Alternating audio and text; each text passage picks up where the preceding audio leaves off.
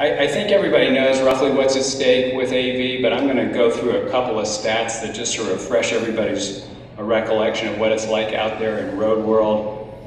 In the US alone, we're at 4.5 billion hours a year of wasted time from congestion. That's a pretty heavy number. And our access to mobility is declining, with over 50 million Americans above the age of 65, and many of those either shouldn't be driving or won't be driving and can't be driving as they age. Of course, millions more without access to cars due to poverty, disability, or legal issues.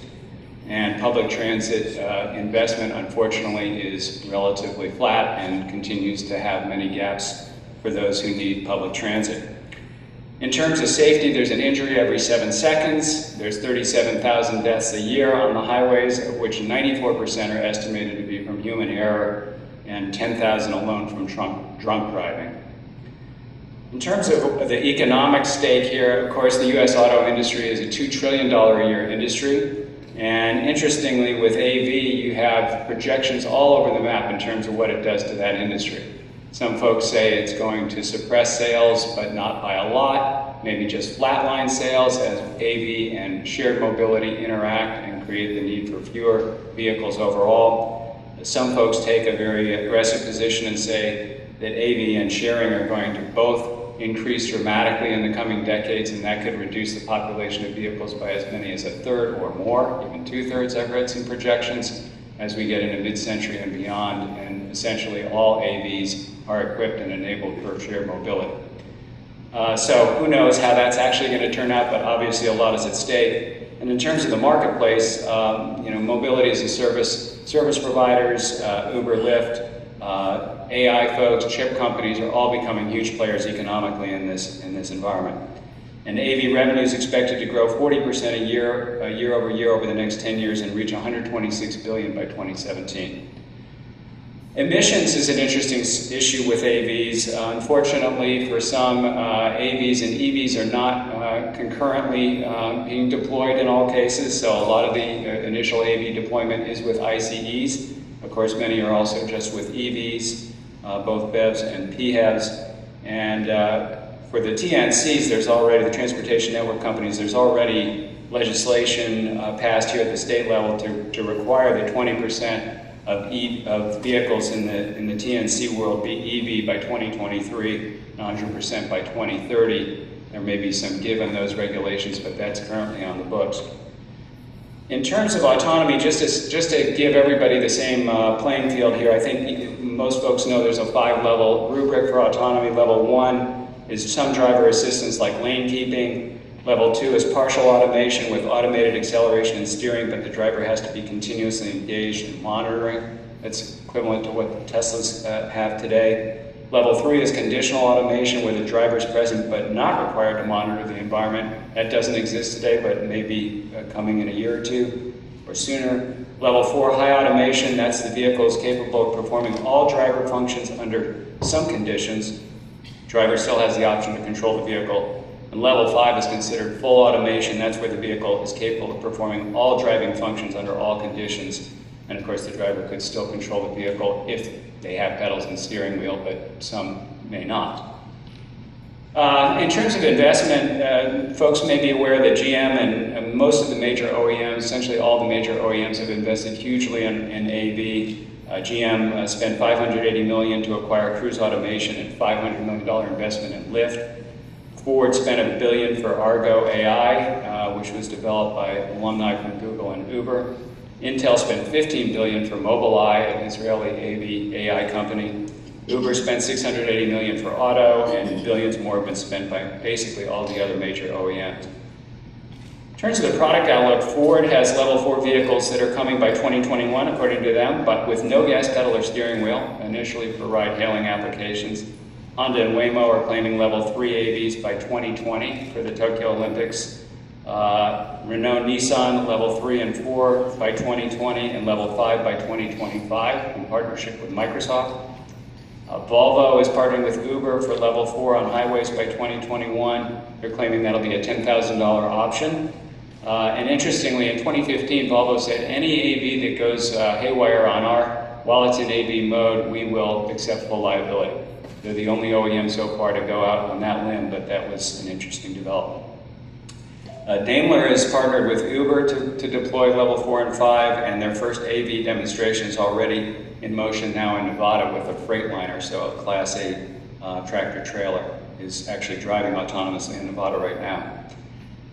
BMW level 4-5 by 2021, and Tesla still promising their autonomous ride from LA to New York this year. And on-ramp to off-ramp autonomy, as they put it, is promised in the next 6 months with an auto summon feature. That's a $5,000 option, full level 5 autonomy by 2020. So you get the picture. There's also another whole subset of folks that are just doing driver delivery vehicles, ranging from small things like this high to full-on SUV size. A Silicon Valley company called Nuro has a delivery-focused SUV, fully autonomous. They raised almost $100 million, and they're saying they'll be on the road by the end of this year. So, in terms of pilots, there's a lot going on. There's a number of states, California, Florida, Michigan, Nevada, Pennsylvania, Connecticut, Massachusetts, all allow AV testing now, and many states soon to follow. In California, the legislature approved full autonomy programs for both driver-equipped and driverless vehicles regulated by the PUC. So currently there's 36 companies in California that are doing fully autonomous testing per the DMV. In Phoenix, that probably the Waymo program, which you'll hear about from Ellie, has so-called early rider program, is soon to deploy up to 20,000 SUVs, Jaguar electric SUVs to some degree, and Chrysler Pacificas, and they've tested in 25 cities. So they are probably the front runner in terms of large-scale pilot testing. GM is going to be putting 100 autonomous Bolts in New York City taxi fleet this year.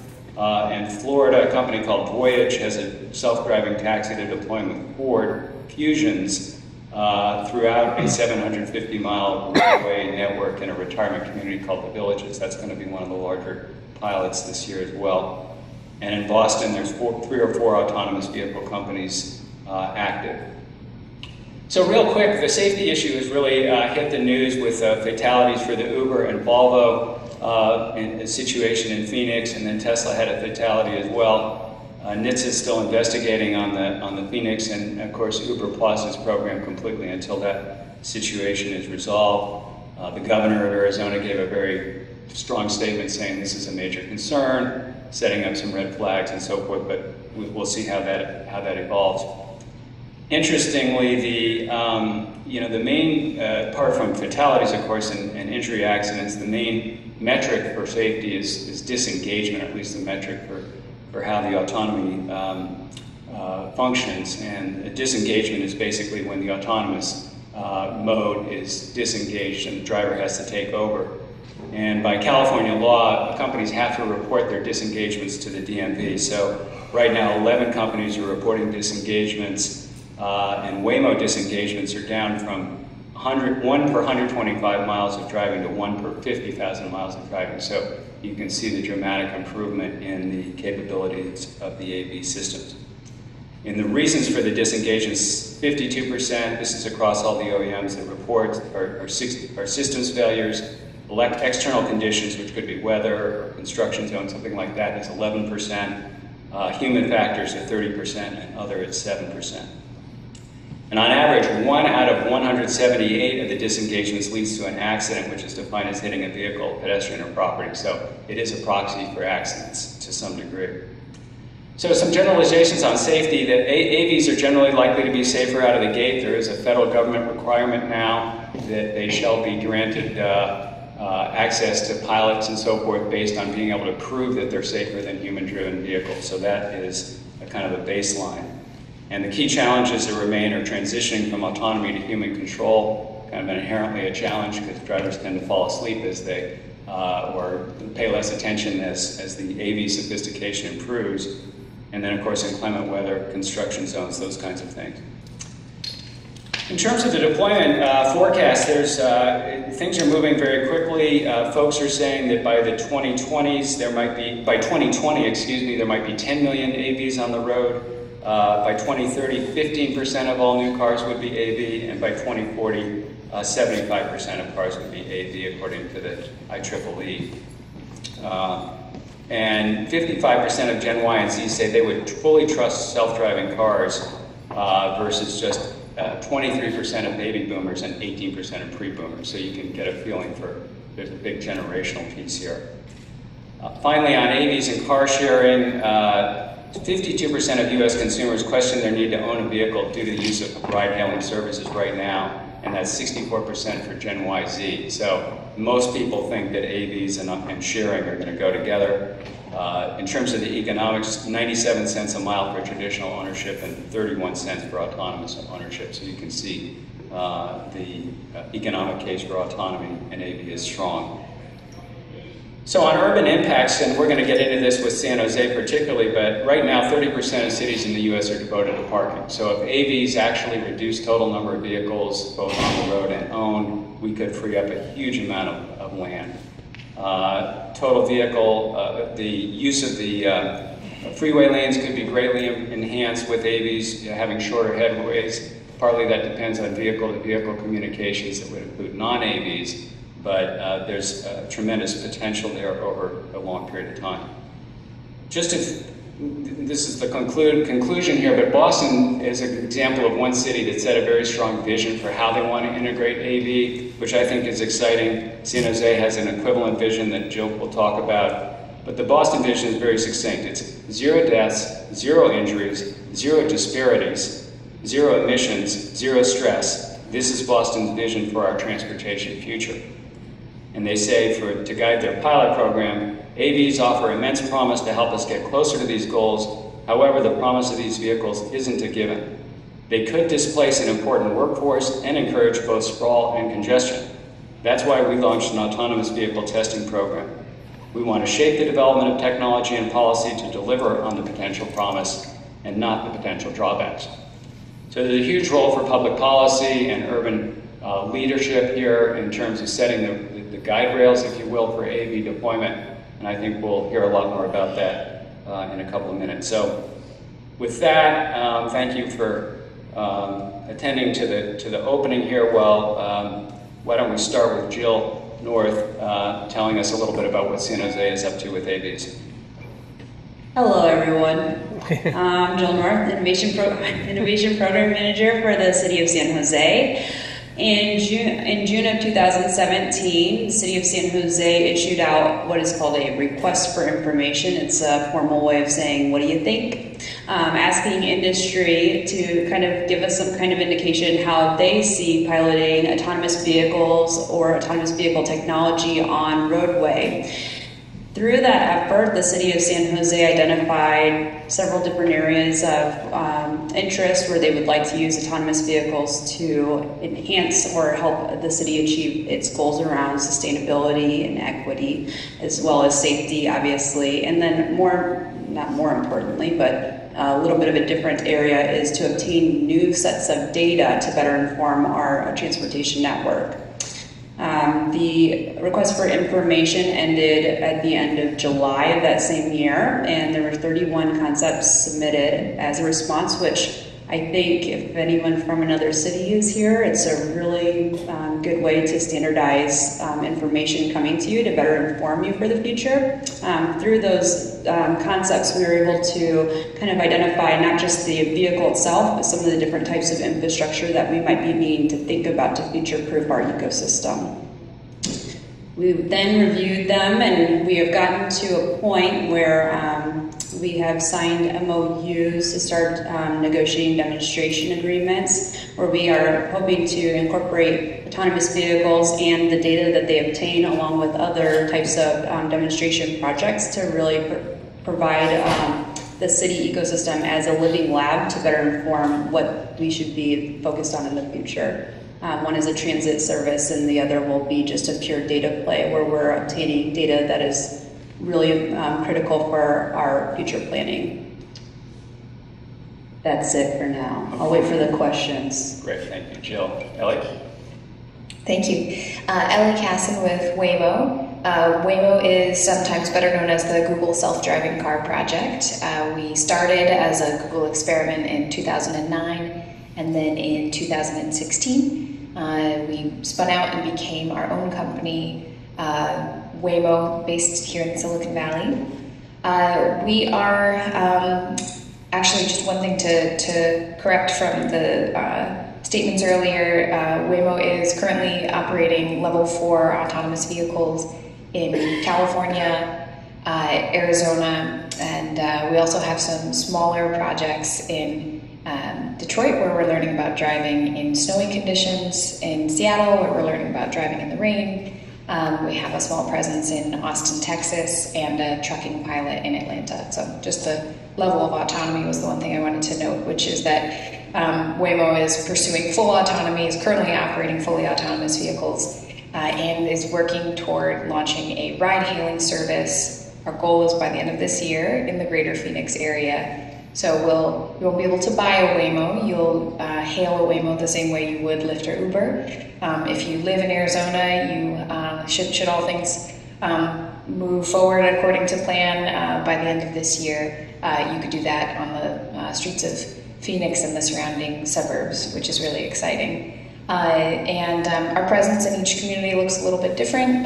One of the things that we try to do wherever we are is work really closely with local government, and I'm glad to be sharing the panel with Jill and be here in the city of San Jose, which I think is kind of a model city for being willing to work with the private sector, and something that we're striving to do. We've been in the R&D mode for about 7 years, and the last 2 years, really the last year, have started to shift our focus to the outside world as this becomes more of a reality, and we start to actually bring our service to the public. We know that we need strong local partners to do that.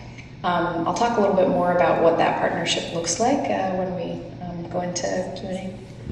Thank you. Hi, I'm Andy Dubner, and I lead 3M's Connected Roads program. Connected Roads is a program inside of a business in 3M that's called the Transportation Safety Division. And Transportation Safety Division has been around for a long time. Transportation Safety Division provides the materials that go on the roads that enable human beings today to see the roads better and better every year. Pavement markings, reflective sheeting for signing all the road signs, temporary traffic control devices often have our materials on them. If you see what looks like a reflective license plate, that's typically a 3M material. And also we use some of the same technologies to mark trucks, to outline the edges of trucks, the edges of trains to make them more visible. We've been doing that for a very long time and have been improving that technology, certainly for the human driver. And several years ago, we recognized that we had the opportunity to enhance visibility for the more automated driver. And that's what Connected Roads is all about, taking those same generally passive technologies and enabling more safe navigation of roadways for these automated systems. So we believe safety is key. It's been our mission for as long as the division has been in existence.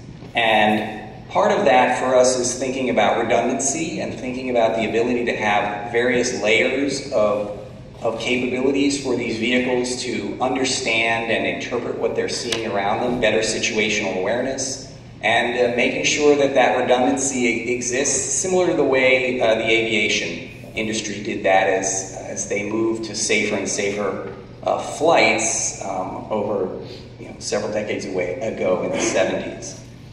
We think that there are corner cases and situations, and we invite Ellie and her team to come to Minneapolis to see what real snow is about. Anyway, snow in April, we can give you snow in April. But those corner cases are important. Did you hear Ellie say she was sorry she wasn't going to? Anyway, those corner cases are important, and we think that in order to gain public confidence in what these vehicles can do, we need to make sure that they are safe in all of these different situations. Fundamentally, the vehicle and the infrastructure are now the same system. They are parts of the same system.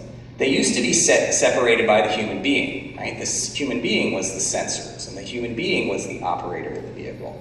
But now there's a much more direct link, and that link is important, and and being able to optimize both sides of that system are part of what the Connected Roads program is all about. You may think that there's no innovation in what you see on the roadways, but there's a lot of things that are being done and can be done to enable the various sensor modalities to see what's on the roadway and understand what's on the roadway better. And we've begun to pilot some of that. We ran a pilot outside of Detroit with some of the signs that had embedded digital information in them. It was visible to the machine. It didn't interfere at all with the human's ability to see the road sign. We were able to see those signs at highway speeds, at distances that were equivalent to what a human could see, and in some conditions better.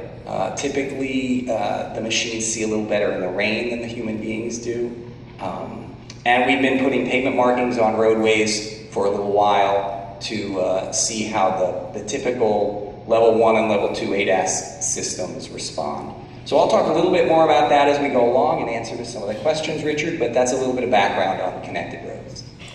Key issues on safety from the perspective of the vehicle to infrastructure, but I'd like to just do a quick round here on safety challenges and initiatives as you see it from your perch, and maybe Jill, you could start.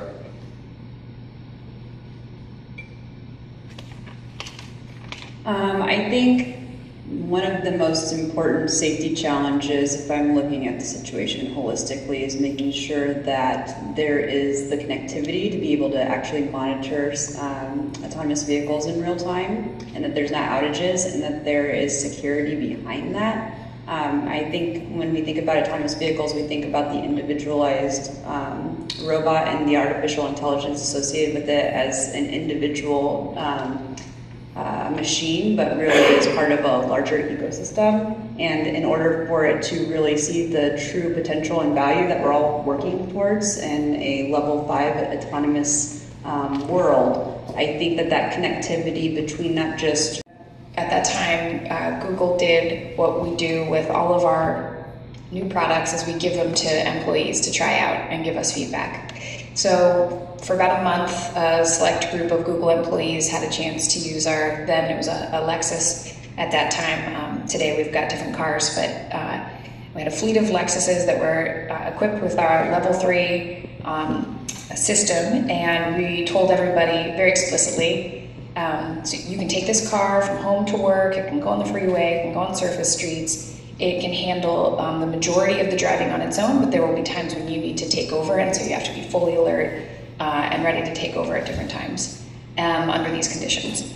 And everybody signed waivers and said, got it, and then we started to get back the footage of people using the vehicles, and we had just brought on our current head of safety. It was like his first month on the job. We just plucked him from NHTSA in DC, so it came from the world of safety regulations, and he saw the footage and he was like, we have to pull the plug on this program. The footage showed people falling asleep, putting on makeup, reaching into the back seat for 30 seconds with no eyes on the road at all.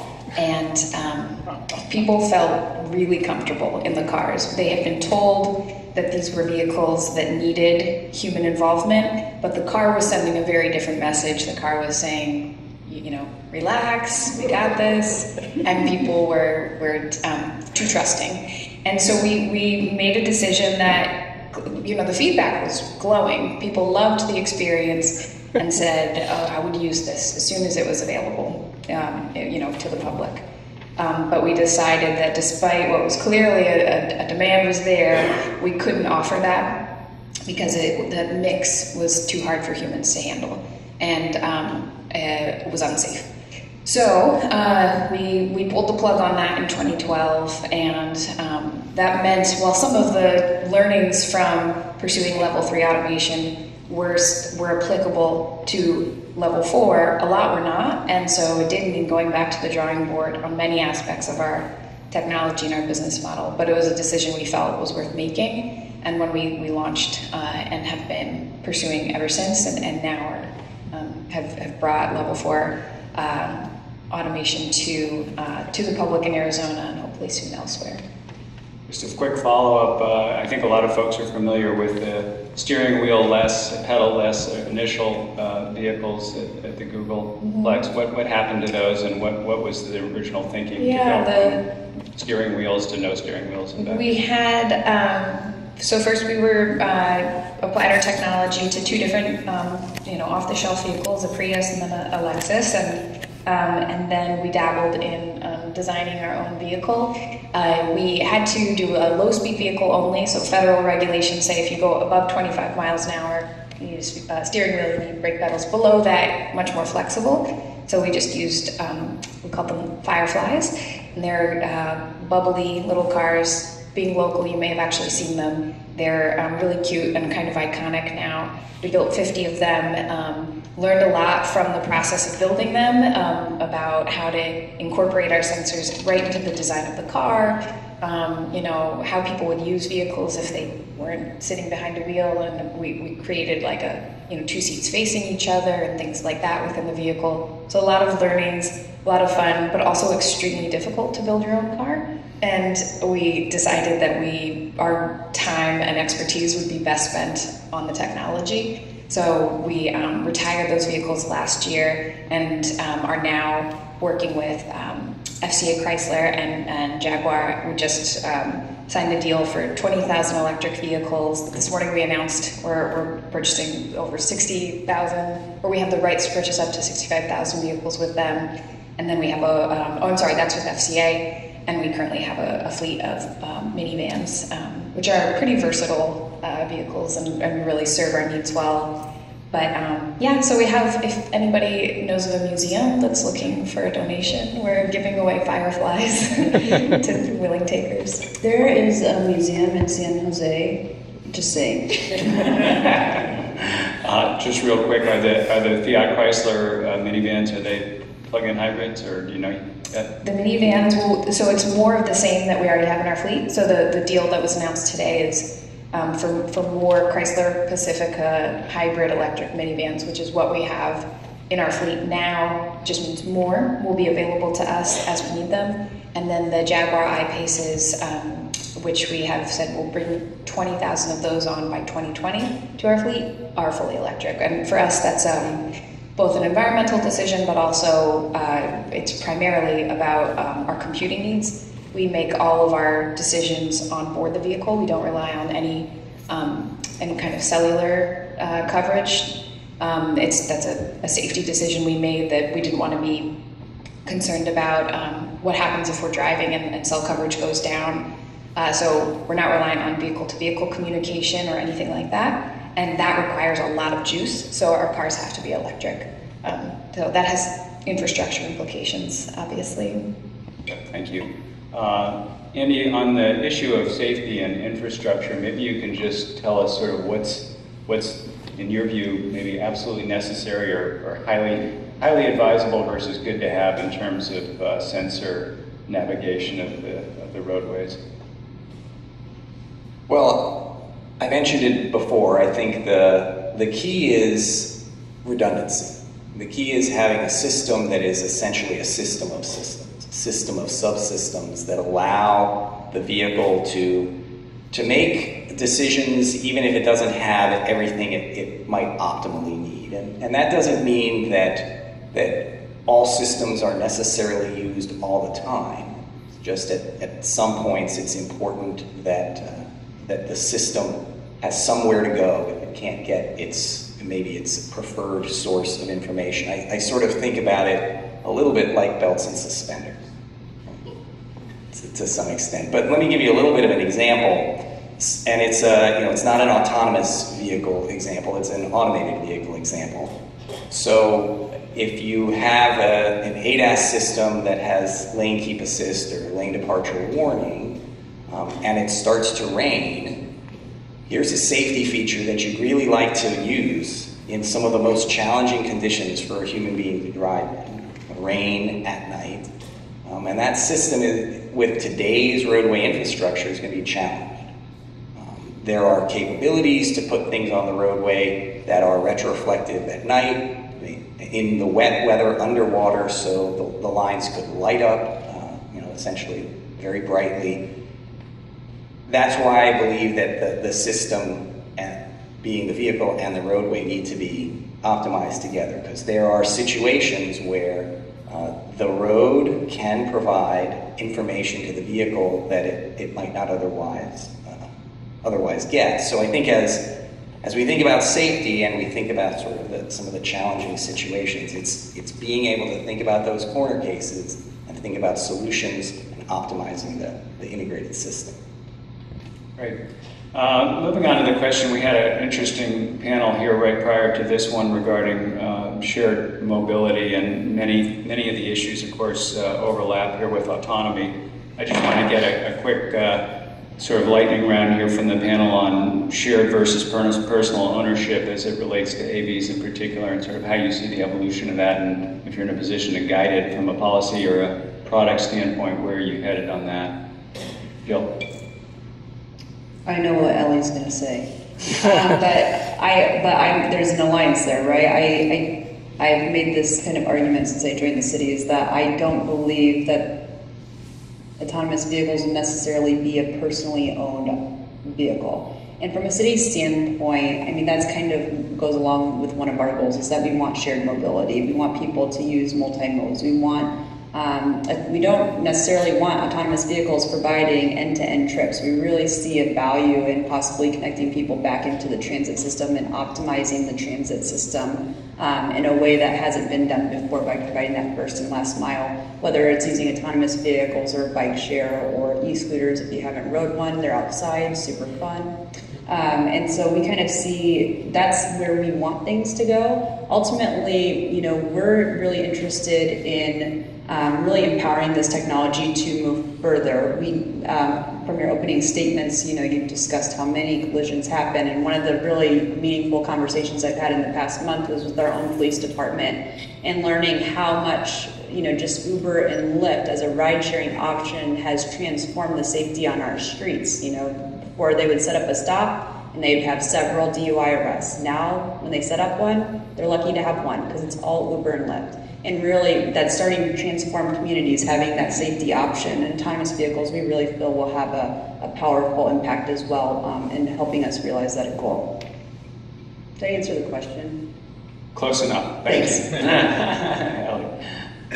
So the short answer is that Waymo's pursuing a ride-sharing business model where shared rides will be a really crucial part of making our business model profitable. We want to maximize the number of people in the cars and the amount of time that they're occupied, ideally fully occupied. That said, Waymo has made decisions along the way that leave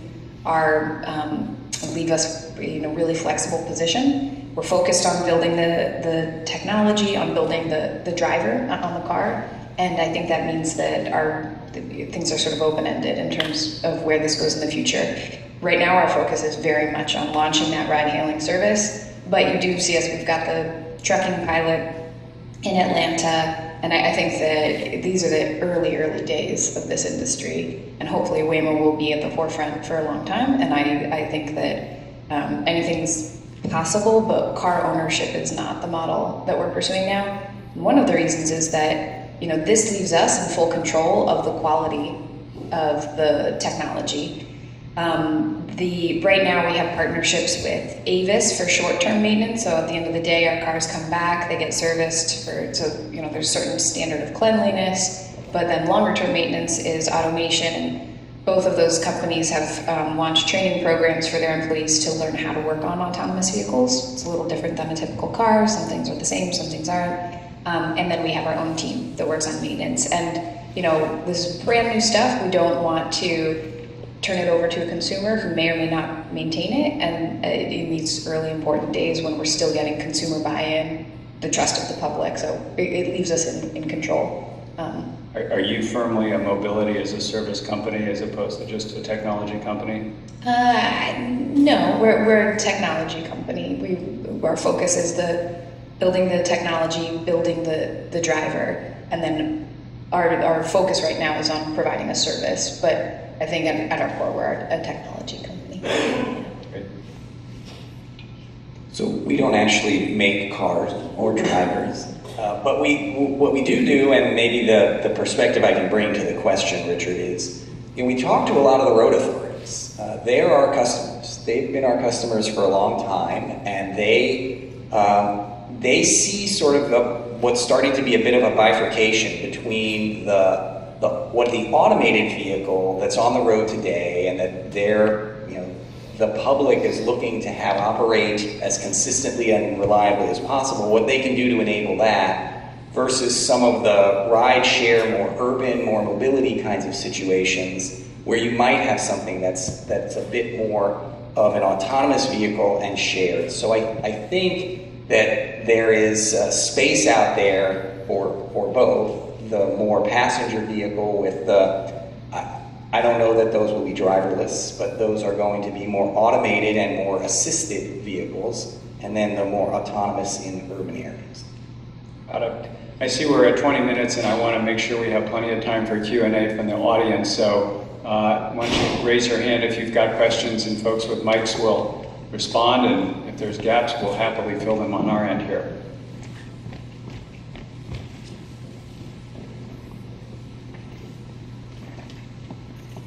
Hi, I'm Dave Lemmer from Santa Rosa Junior College, and I'm an automotive instructor, and I've got 40 years of experience in the auto repair industry, and I can remember that the first car accident happened about 90 feet after the first car took off, and then they needed to be repaired. And then the other thing is that cars are, the first car was modified about 90 feet after that, to make it faster or something. So I think Ellie kind of answered some of it, but how do you ensure that it doesn't get hacked? I mean, these are vehicles that are just begging to be hacked into and modified. and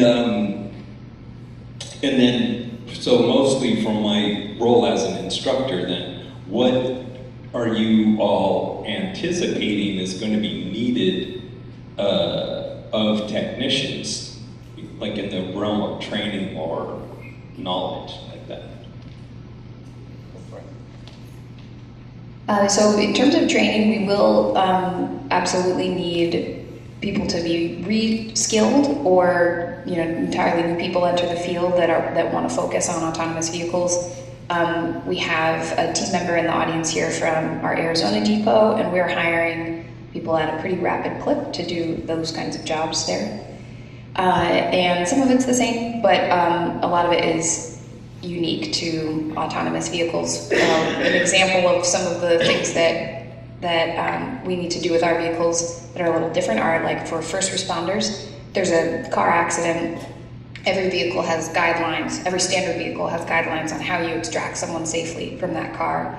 And we have to follow those guidelines, plus the things that you have to do, first responders have to do to make sure that they are not cutting electric lines that go to our computers, and the coolant fluid, which can be hazardous, isn't hurting anybody in the process. Those are trainings that our safety team does for first responders. So, for example, they would do that with San Jose Fire and EMS if we were to come to a town. So 2 examples of training our team or our partners like AutoNation to work on our vehicles, training the people externally who will interact with our vehicles.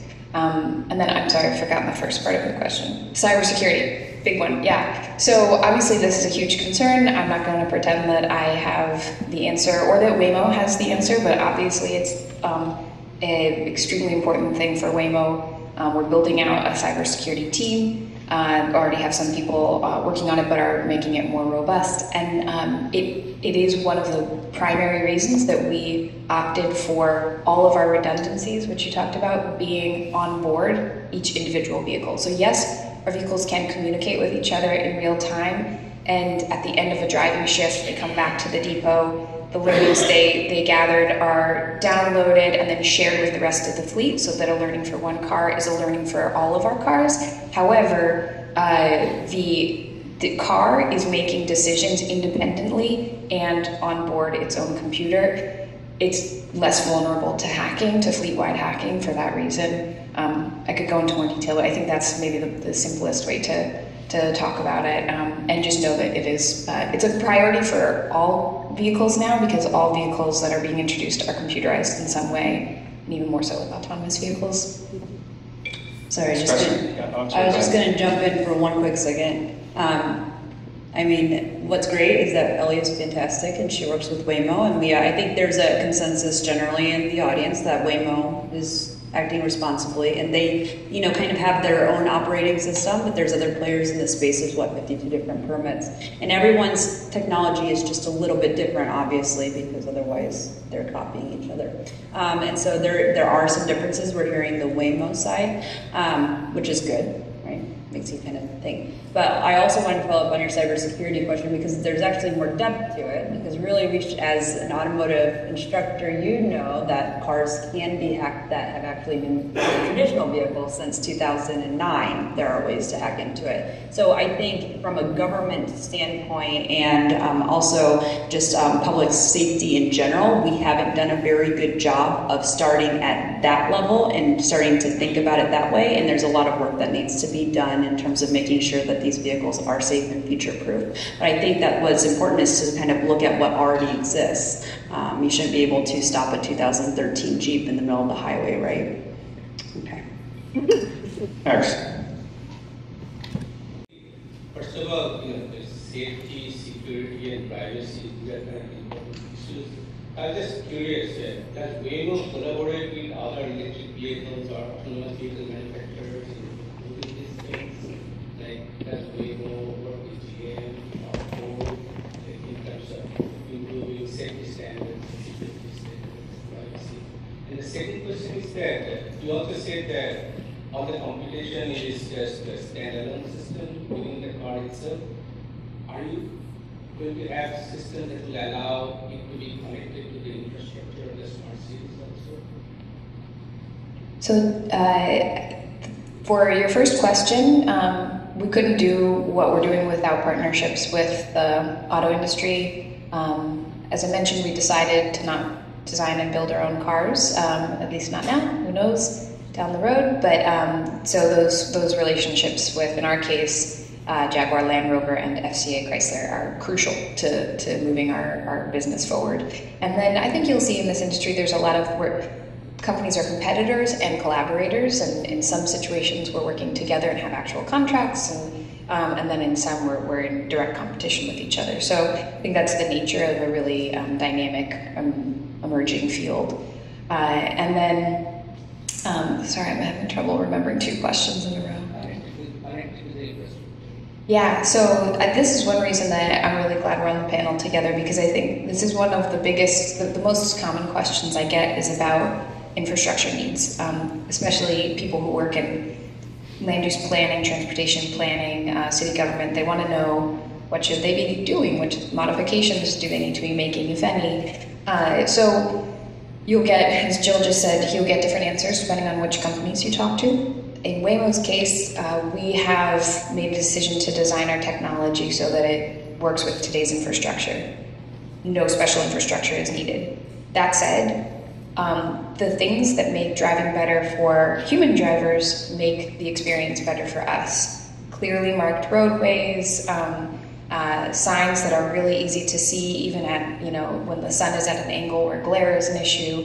Those same things that trip up human drivers can trip up our technology. And so the kind of things that you're working on are extremely helpful. And there's a reason that we're in certain areas first, right? Like the road conditions in Arizona, a lot of the roads are new. It's a kind of rapidly expanding area. Yeah, the conditions are crisp and clear and easy to see. So for first place to launch, those things are very helpful to us.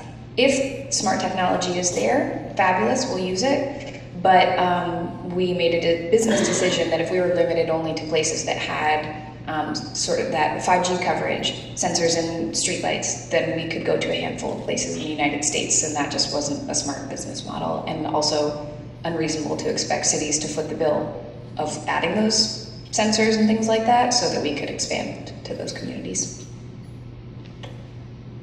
Over here. Hello, I have another infrastructure question, specifically about curb management. Can you talk about the pros and cons of having curbs that are painted and clear, as you're saying, Ellie, that are kind of today's standards, and the policies and street design discussions that a lot of urban designers and planners are having about more real-time curbs that are managed by a real-time API, that change throughout the day, that are very unpredictable from a kind of development perspective, but have the added advantage of making the street more active, more responsive. So on the one hand, that's ideal. On the other hand, that's very not ideal, depending on who you're talking to. So I'm curious what you think about curb management, all of you. Bill? Well, I know Melissa well, so she knows what I'm going to say. I think she actually kind of highlighted exactly what I was going to say in the second piece, was what does that dynamic living curb look like, where it's a smart curb. That's the way that I've started to think about it. Right now we have static curbs that are being used and not really optimizing revenues that can be brought in from that, especially as we move towards more shared mobilities and on-demand ride services. We're not obtaining the revenue for that parking space that typically was there. So how do we bring that alive to bring in new revenue models and have that revenue be used to maintain our roadway? So I mean, I'm just kind of restating what your question was, because that is the way that I see it, but I'll let the others. So I think the question of how to manage curbs is going to be one of those questions where that curb is probably going to be shared not only by a vehicle, but a pedestrian and a bicyclist and the dog. And so how do we make that something that is both familiar but dynamic? And I think there are a variety of ways that one could imagine doing that. Some of those ways might be to create some sort of a passive code that's readable by the vehicle, or have something that's more active with having it light up. You know, you can imagine the Saturday Night Live dance floor for a curb. Maybe I'm dating myself by talking about Saturday Night Live. And not Saturday Night Live, Saturday Night Fever, that's what it was, Saturday Night Fever. Now I'm really dating yourself. So anyway, I think that it is a challenge, but I think it's one of those challenges that sort of circles back to this idea that this is now an integrated system that has to work together.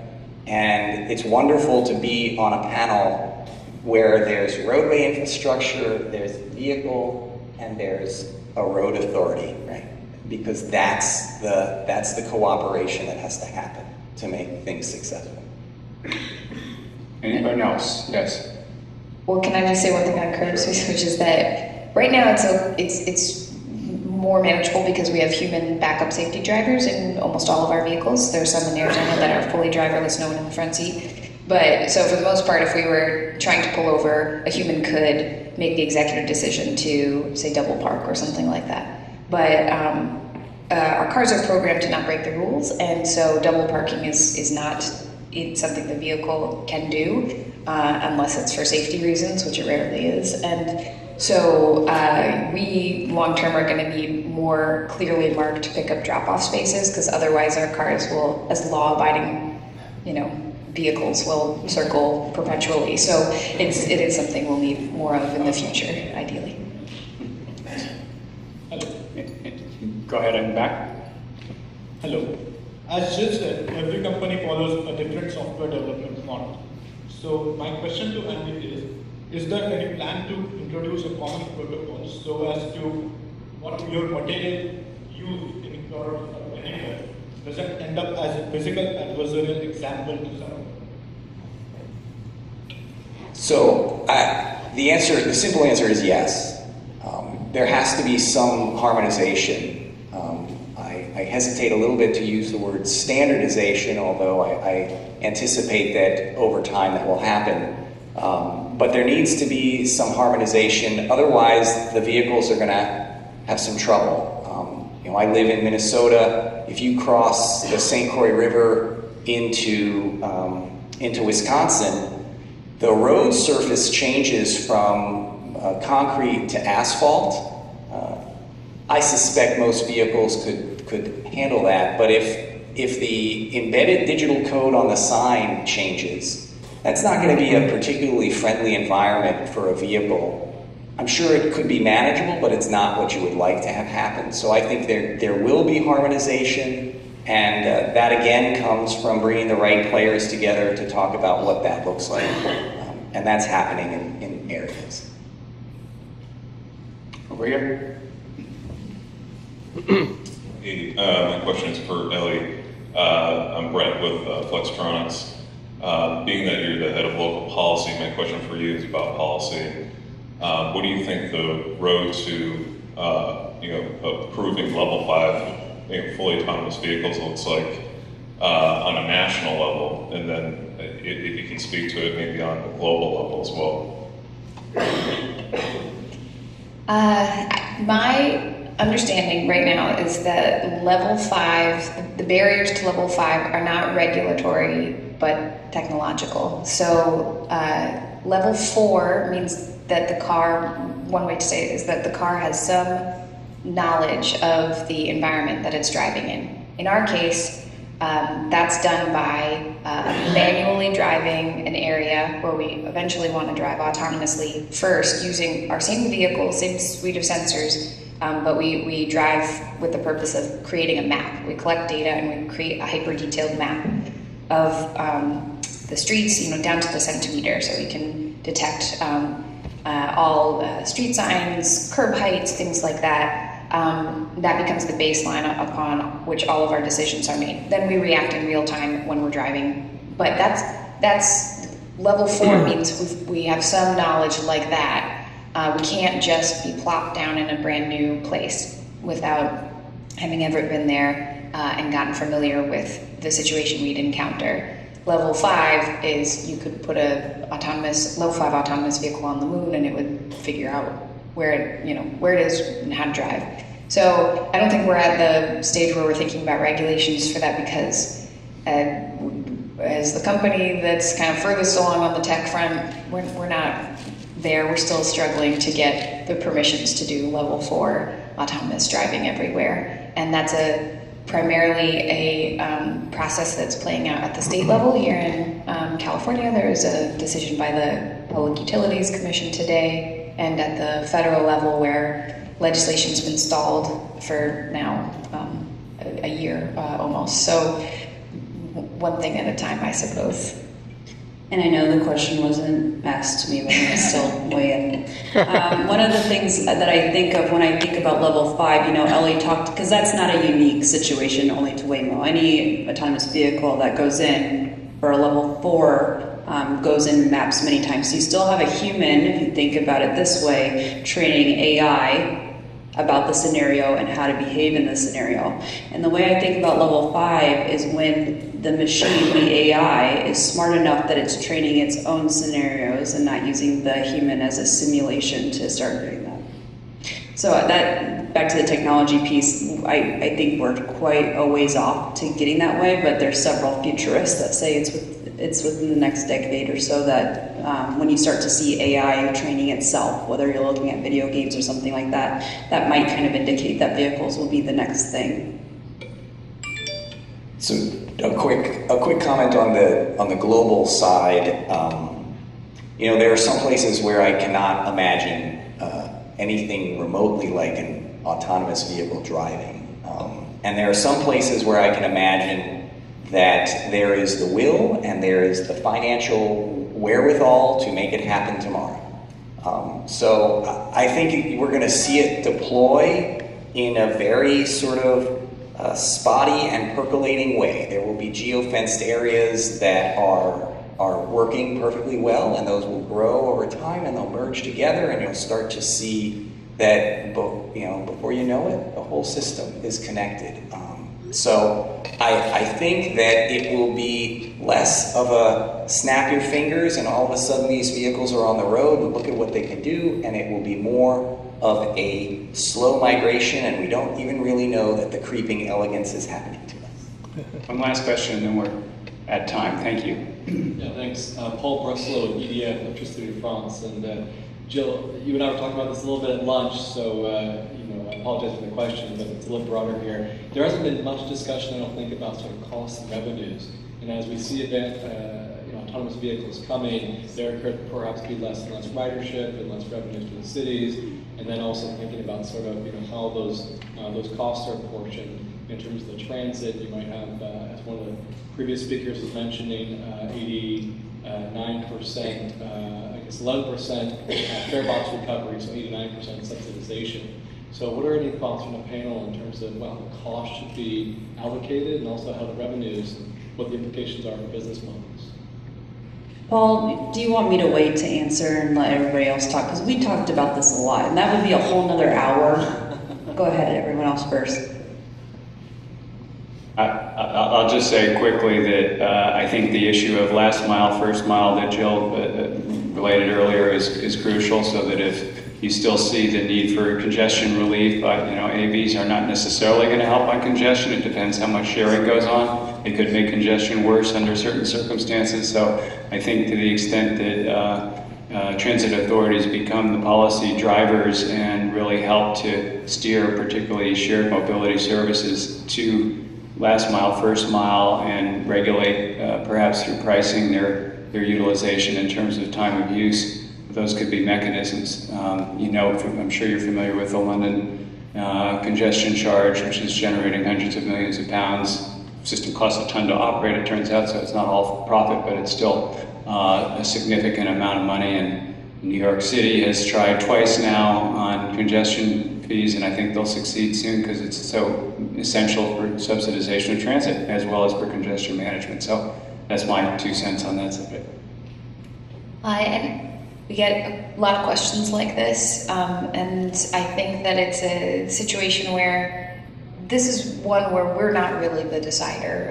We are providing a tool that will be available to cities, and what our presence looks like and what the impacts of our presence in different cities will largely be determined by the strength of the policies in those cities, the infrastructure that already exists, and we'll be filling the gaps and meeting consumer demand where we find it. Not to shirk responsibility, just to try to acknowledge, there are certain things we feel really confident about, and there are some things that we just don't know, and that the impacts on things like revenue, on the built environment, the most I think that we would feel sincerely capable of doing today is to tell you about how our technology works and what we think the impacts might be in a very, without any value assigned to whether it's good or bad for things like this. And then for people like Jill to decide what is the priority for San Jose and what policy should they have in place so that this technology facilitates those goals as opposed to, derails those goals. But we get questions frequently about things like, what about parking tickets? If you are not violating parking, then cities will have less money. And we're that's not a problem we're solving for, right? We're trying to decrease deaths on America's roadways, and there may be some unintended negative consequences, but we think that the focus for us should be narrow. Great. Well, we're at time, and I thank you all. Thank my panelists, and let's give them a round of applause.